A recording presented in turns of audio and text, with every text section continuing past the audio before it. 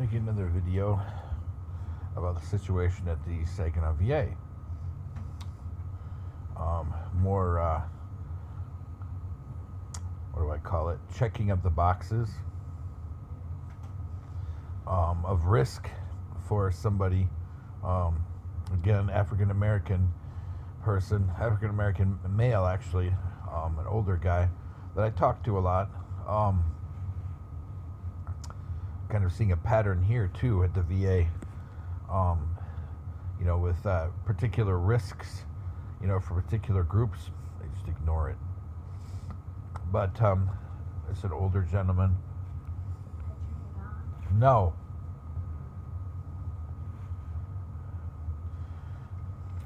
Somebody's supposed to be doing homework. They can finish their food and go back to homework. Anyway, now, this gentleman, obviously over 40. I mean, I'm not going to go into everything, but, he checks a lot of boxes for risk, for serious medical issues. And he told me a story of somebody he knows who's diabetic and went to one of the diabetic specialty clinics. Kind of crazy, we've talked about this a lot because my primary care doctor at the VA thinks I'm hypoglycemic. Now, even 6 or 9 months, I've uploaded blood glucose testing strips, results and logs for 3 or 4 months. I gave them, uploaded them to the doctor. The nurses are supposed to give everything to the doctor, but the problem with some of the teams at the VA, they don't.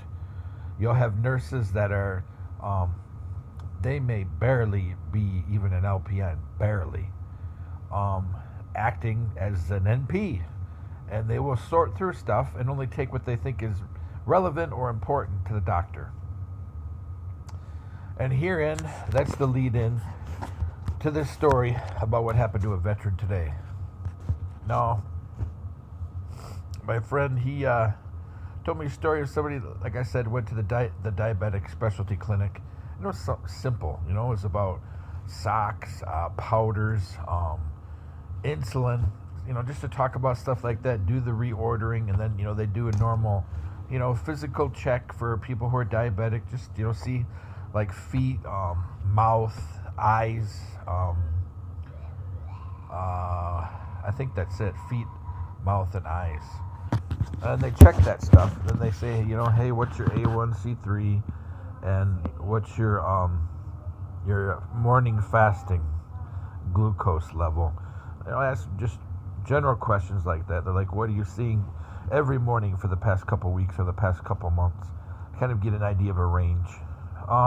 That's about it. And they reorder their testing strips. Yes, believe it or not, with all the electronic stuff out there, some people are still being pushed into testing strips.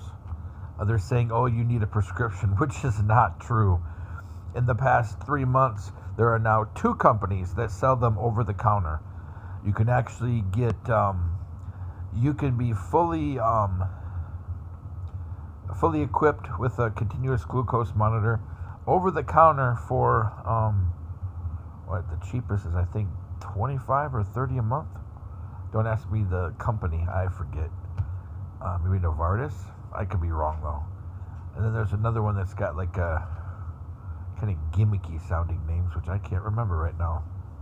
But anyway, so there's 2 you can get over the counter, and there's others that all you need is a doctor's signature. It doesn't even have to be a doctor. It can be an NP, PA. That's about it. But DO, yeah, they're out there. It's ridiculous. Anybody who says it's not feasible, or they say, oh, you have to be diabetic. Not true. Not true. For people that are on the border, actually, I didn't write that paper. I'm sorry. I did a video instead, because I'm hacked so much. Even the website for my foundation, I can't post anything. I get hacked so much, and then stuff that I've written for school or just as a retainer, it gets hacked. But I did a video about it, about the really proactive thinking physician would prescribe continuous glucose monitors or strips, which is just a big waste of money, or strips to people that are, always sitting on the fence with their morning fasting. They're always on that fence between pre-diabetic and diabetic. And, you see the change, a slight change, um, two or three points difference in the glucose levels. What's happening is you're building resistance to insulin. So people look at it like, oh, it's still okay. They don't see the whole picture. That's why it's important to record that stuff. Excuse me. You record the stuff and you see the change in the range. You're like, oh wow, I'm gaining 5 to 7 points every month. Yeah, because you're slowly slipping into insulin resistance type 2 diabetes. And only an intelligent, good bedside manner doctor or NP is going to see that. Otherwise, you're going to get dismissed. You're going to end up going to the hospital or something in diabetic ketosis, because your sugar's going to be all messed up, and the first thing to get messed up with, besides the pancreas, when you slip into type 2 diabetes, is the kidneys. They get hammered with high glucose levels, and then it throws off the hormones in there and the enzymes, and basically it's like taking and turning your 2 kidneys into a punching bag. And you pray, the first time if you end up at the hospital, you pray that first time that they're like, oh, did you know you're diabetic? What do you mean? Well, we tested your glucose. It's through the roof. We did, actually, in the past 6 hours you're here, we did 3 glucose tests. Have you eaten? No, nobody eats in the ER. No? Well, you're diabetic. Did you know that? No. Yeah, your ketones are really high right now. I guess it is ketosis? Yeah, I guess it is ketosis. I don't know. I forget. But anyway, so, the good doctor will get that continuous glucose monitor while the person is still sitting on the fence or nearing the fence. That way maybe you can even stop it, because they can just open their phone like, oh wow, I just ate that soup and what? My sugar jumped 30? It helps people. It can stop diabetes type 2.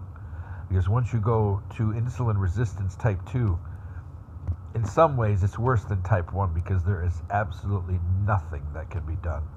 You may end up with, they'll have to remove the pancreas, and you'll have a insulin pump, worst case scenario.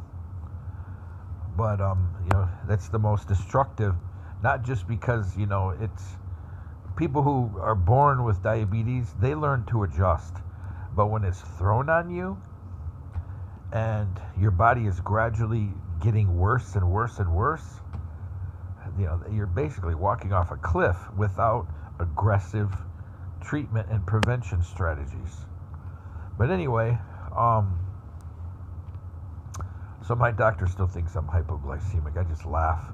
Somebody broke in our house or came in through the front door or something, who knows, and they ruined my testing strips and my glucose monitor. Surprise, surprise. That's like probably about $100 or $150 investment from the VA, and somebody apparently found it in our medical drawers and they destroyed it. And just no surprise. This is the kind of stuff that's going on in our township in Saginaw. A lot of targeting, and nobody does anything about it. But anyway, so the gentleman, I'm not going to say his name, but my friend, the gentleman that I was talking to, now the story he told me, the person went in there, they went through all the normal diabetic checks, talked about reordering the powders, the strips, the socks, and so he was all done. Then he's like, okay, can I see the doctor? And the nurse, which more than likely, if it's somebody meeting him initially, it's probably an LPN. She said, oh, I'm standing in for the doctor. He's like, what? She said, yeah, the doctor rarely comes in now. I do everything. He's like, oh, can I see the doctor? And, because I encouraged him, and any veterans I see, especially people that, they're checking off the risk categories. I've encountered a lot of African Americans, men, that they check off those risk categories, and people just don't care. They'll throw out a formula for some blood test. Oh yeah, we included the African American,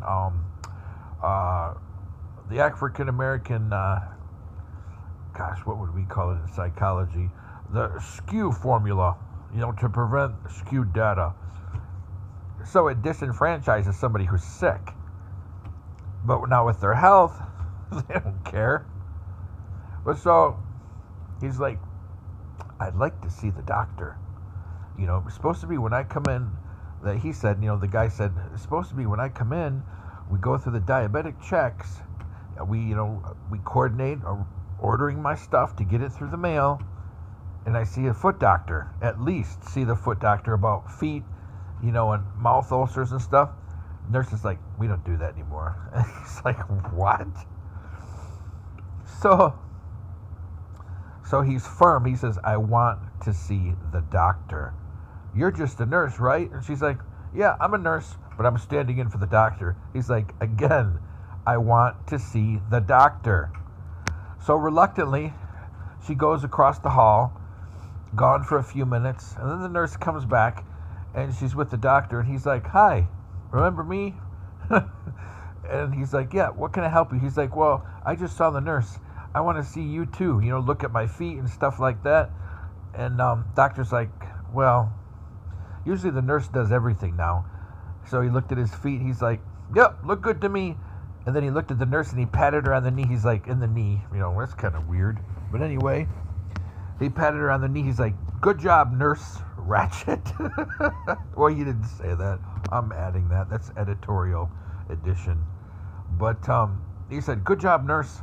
And he walked out of the room. Welcome to the VA.